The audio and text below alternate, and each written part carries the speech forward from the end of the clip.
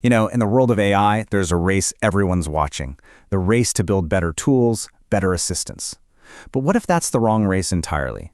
Today, we're going to explore a critical pivot in AI, a shift away from just making small improvements and towards the massive goal of true artificial general intelligence. So where's everybody's head at in the AI world right now? Well, if you peek inside any big tech company or university lab, you'll see pretty much everyone is chasing the same, and by now, very familiar goal. And here's what it boils down to. It's all about two things right now. First, making the large language models we already have, the brains behind stuff like ChatGPT, even better. And second, taking those AI tools and just throwing them at real-life problems to see what sticks. Now, don't get me wrong, this work is incredibly valuable. It's giving us awesome apps, it's tackling real challenges, and it's definitely pushing the limits of what today's AI can pull off.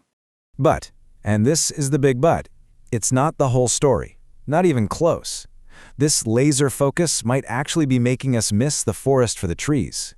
It's kind of like we're obsessing over one tiny puzzle piece and completely ignoring the giant, epic picture it's supposed to be a part of. Okay, so let's pull back and look at the bigger picture. This intense focus on just improving what we've got, well, it has a downside. It gives us this myopic view, this tunnel vision, and we might be totally overlooking some pretty massive flaws in the path we're on. And these limitations, they're not small. We're talking about AI that has hallucinations baked right in. It literally just makes stuff up. We're seeing errors in agent systems, a real struggle with basic logic, and let's be honest, a total lack of what you'd call real creativity. These aren't just little bugs we can patch up later. No way. They could be deep, fundamental cracks in the very foundation we're building on. And this really gets to the heart of the difference in, ambition. Current AI, it's basically a private assistant. It helps you with specific stuff. But AGI, artificial general intelligence, that's a whole different ballgame. We're not talking about just a better tool. AGI is about developing something that can learn and reason across everything, maybe even better than a human. It's about a global impact that could revolutionize all of science and technology. And look, this isn't just some nerdy debate for academics. This huge difference in ambition is actually fueling a massive, high-stakes race between countries. The competition for AGI, it is absolutely real. And while a lot of the world is focused on just using the AI we have now, the major world powers are playing a much bigger game. We're talking China, the US, Saudi Arabia, Russia, and others. They all see AGI as the ultimate finish line. And you really have to let the weight of this next quote sink in. This is not about who builds a better chatbot.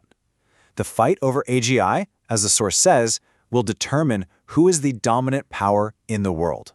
Period. The winner could literally rewrite the global order. So why? Why are the stakes that high? Well, because real AGI isn't just another small step forward. It's a game changer. It's a catalyst that could spark massive breakthroughs in medicine, physics, energy, you name it, all at once. Think of it as a force multiplier for, all of human knowledge. Okay, so if the road we're on is kind of flawed, and the real race is for this much bigger prize, then what do we do? How do we make that pivot? The argument here is that the solution doesn't start with more GPUs in a server farm. It starts in the classroom. We need a whole new way to think about learning and research.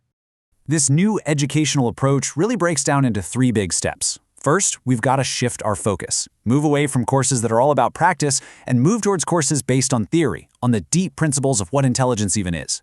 Step two, and this is huge, we have to integrate different fields. AI can't just be a computer science thing anymore. We need to pull in physics, neuroscience, psychology, the whole shebang. And the goal of all this? Step three, to finally gain a real, deep comprehension of the bigger picture, to see how all these different ideas actually click together. And the whole point of this new way of learning isn't just to have smarter people in the lab. Nope. The vision here is to empower them to build completely new architectures, to get them to stop just tinkering with the models we already have, and to start dreaming up and building entirely new ones. So that becomes the new purpose, right?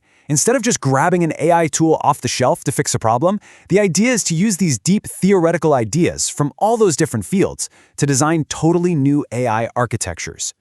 We go from just being users of AI to being the actual architects of it. I love this quote because it really gets at the soul of this idea.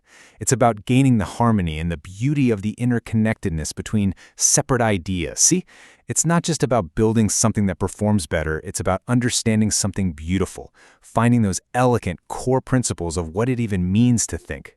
Which leaves us with one last, really powerful question to chew on.